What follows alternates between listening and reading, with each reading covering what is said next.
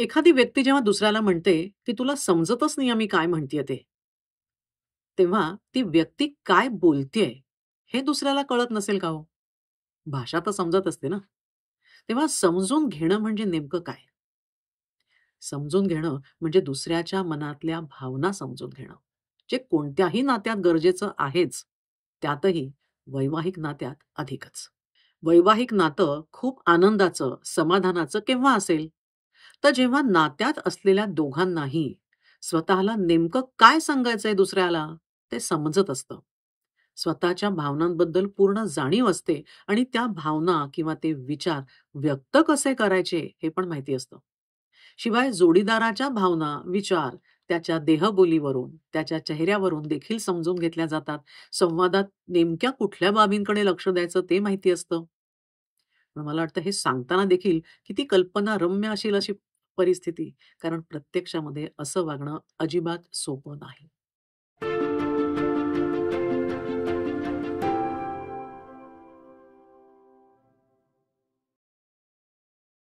नमस्कार. सायकॉलॉजी संडेजमध्ये मी डॉक्टर अनुराधा हरकरे. मी एक काउंसलर आणि सायकॉलॉजिस्ट आहे आणि माझ्यासोबत संपर्क साधायचा असेल तर डिस्क्रिप्शन बॉक्समध्ये लिंक दिली आहे. फ्रेंड्स, खूप वाट बघून, खूप निवड चाळण्या लावून जेव्हा जोडीदाराची निवड केली जाते, तेव्हा खरं पाहिलं तर सगळ्यांनी सुटकेचा निश्वास सोडायला हवा, नाही का? पण जसं लग्न जमतं, तसं वेगळ्या चिंता डोकवायला लागतात, की यांचं सुरळीत जमेल की नाही? म्हणजे मुलगा आणि मुलगी ह्यांच्या आयांना पण खूप चिंता वाटायला लागतात.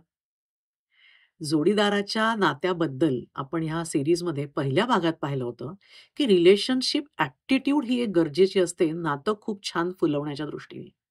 पण दुसऱ्याला समजून घेणं सोपं नाहीच आहे. पण तरीही प्रयत्न जर केले, तर नातेसंबंधांमधले संवाद किंवा जवळीक आणि समाधान हे लक्षणीयरित्या खूप छान पॉझिटिव्ह होऊ शकतं. असे प्रयत्न करणं म्हणजे आपली भावनिक बुद्धिमत्ता वाढवणं, जे वैवाहिक नात्याच्या आनंदासाठी प्रचंड मोठी भूमिका बजावतं. या बाबतीत झालेला रिसर्च असं सांगतं, की भावनिक बुद्ध्यांक म्हणजे भावनांक जर जास्त असेल, तर नात्यामध्ये सुदृढता येण्याची शक्यता 70% वाढते. म्हणजे तुम्ही कल्पना करू शकता, की किती महत्वाचं आहे. व्यक्तीने जर ठरवलं, तर जाणीवपूर्वक प्रयत्न करून यात खरंचच भावनांकामध्ये वाढ करता येते.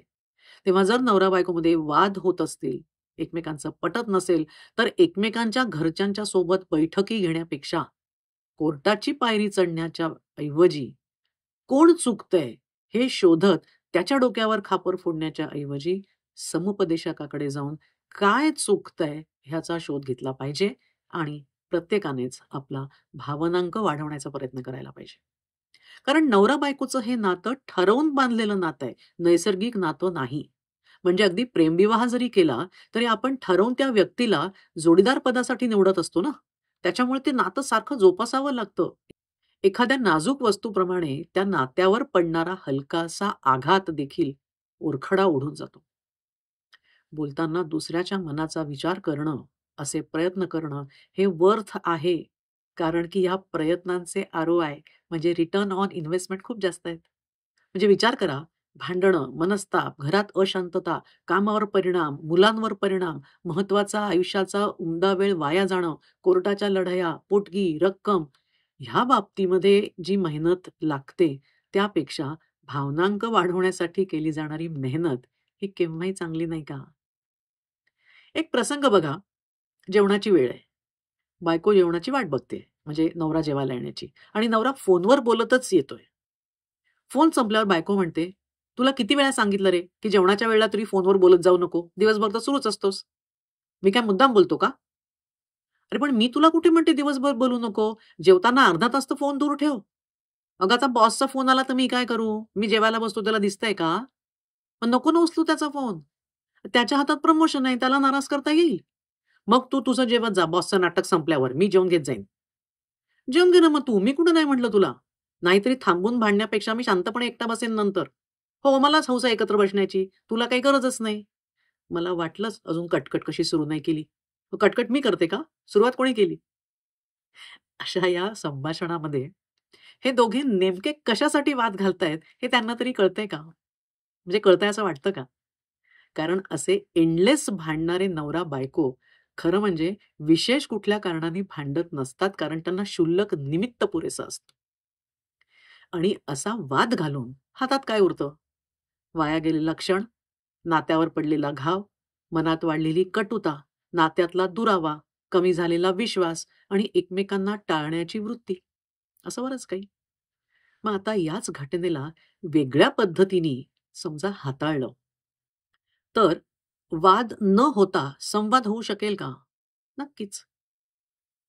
जसं जेवणाची वेळ आहे, बायको नवरा जेवायला येण्याची वाट बघतेय आणि नवरा फोनवरच बोलत जेवायला येतो.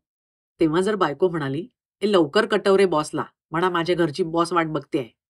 किंवा "ये रे लवकर संपवून, मी थांबले वाट बघायची जेवायला." किंवा "काय रे बॉसला काही कामधाम नसतं का घरी?"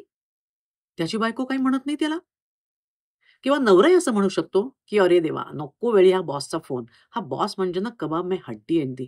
ए तू कर गं पटकन सुरू, मी येतोच तुला जॉइन करतो." असं काहीसं बोलत, लाईट मूडमध्ये घेत, कधी लटक्या रागात, कधी सॉरी म्हणत, असे हे वादाचे प्रसंग हाताळता येणार नाहीत का? आणि या शब्दांसोबत स्वर नाजूक ठेवत, जरा पाठीवर हलकेच थाप देत, मायेनं मिठीत घेत, फ्लाइंग किस देत, अशा प्रसंगांना हाताळलं तर संवादाचाही सुसंवाद होतो. आणि हातात काय येतं? छान आठवण, जोडीदाराची साथ असल्याचा विश्वास, वाढणारं प्रेम, नात्याची घट्ट होणारी वीण. पण त्यासाठी किमान म्हणजे दोघांपैकी किमान एकाला तरी भावनिकदृष्ट्या सजग होणं गरजेचं आहे. पण दुर्दैवाने दोघंही एकमेकांच्या भावना फेटाळून लावत, नेमकं काय हवं आहे ते न बघत, दुसऱ्याच विषयावर वादत, जे होतंय त्याला दुसरा कसा जबाबदार आहे हेच सातत्याने मांडत राहतात. आता जर नवरा-बायकोच्या नात्यामध्ये एकमेकांवर कुरघोडी करणं हाच अजेंडा असेल, तर त्यांची एक टीम कशी होईल? त्यांचं जुळेल कसं? कारण जुळण्यासाठी दोघांनाही समान पातळीवर यावं लागेल ना. तेव्हा नात्यामध्ये समजून घेण्याची जी पहिली पायरी आहे, ती आहे ॲक्टिव्ह लिसनिंग, शांतपणे ऐकणं. त्याला जे काही वाटतं आहे, तसं वाटू शकतं, हे मान्य करणं. पण बहुतेक वेळेला मला काही फरक पडत नाही, तुला काय करायचं कर, मला देणं-घेणं नाही. किंवा तुला जे वाटतंय ते काही महत्वाचं नाही किंवा तुला जे वाटतं ते चूक आहे. हे असेच काहीतरी मेसेज दुसऱ्यापर्यंत पोहोचवले जातात आणि त्या संभाषणातून त्या व्यक्तीलाच नाकारलं जातं. खरं तर जोडीदार म्हणजे ही जी एक नात्यातली आपल्या आयुष्यातली भूमिका आहे, ती अशी असली पाहिजे किंवा त्या दोघांनी एकमेकांसाठी आयुष्यात तशी भूमिका निर्माण करायला पाहिजे, की जिथं एकमेकांच्या समोर शारीरिक प्रमाणेच मानसिक, भावनिक पातळीवर देखील आपल्याला उघडं व्हायला संकोच नको व्हायला. कारण true intimacy isn't just physical, it's about intimately understanding each other. मग टोमणे मारणं, अबोला धरणं, संवाद टाळणं, मनाविरुद्ध झालं, की लगेच त्या व्यक्तीच्या म्हणजे नवरा-बायको त्याच्या आई-वडिलांच्या घरच्यांकडे तक्रारी करणं, नातं सोडण्याच्या धमक्या देणं, असं वागण्याने नातं जोडल्या जाईल का? अर्थात असं जर वाढलं नातं जोडलं जात असेल, तर जरूर तसं वागा. पण तसं होत नाही ना.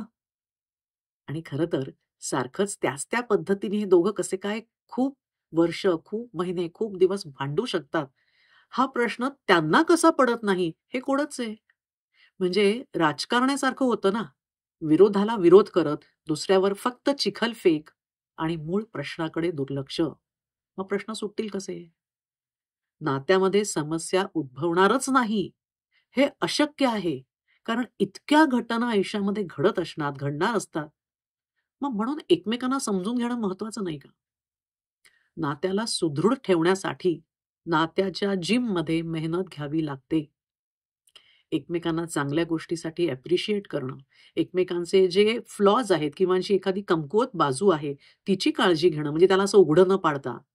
जोडीदाराला जे आवडतं त्याची आठवण ठेवत आवर्जून त्या गोष्टी करणं, बोलताना संयम बाळगणं, इंटरडिपेंडन्स वाढवणं, काही गोष्टी सोडून देणं, काही गोष्टींना विनोदाची झालर लावणं, काही गोष्टी दृष्टीआड करणं आणि प्रत्येक गोष्टीमध्ये इगो न आणणं.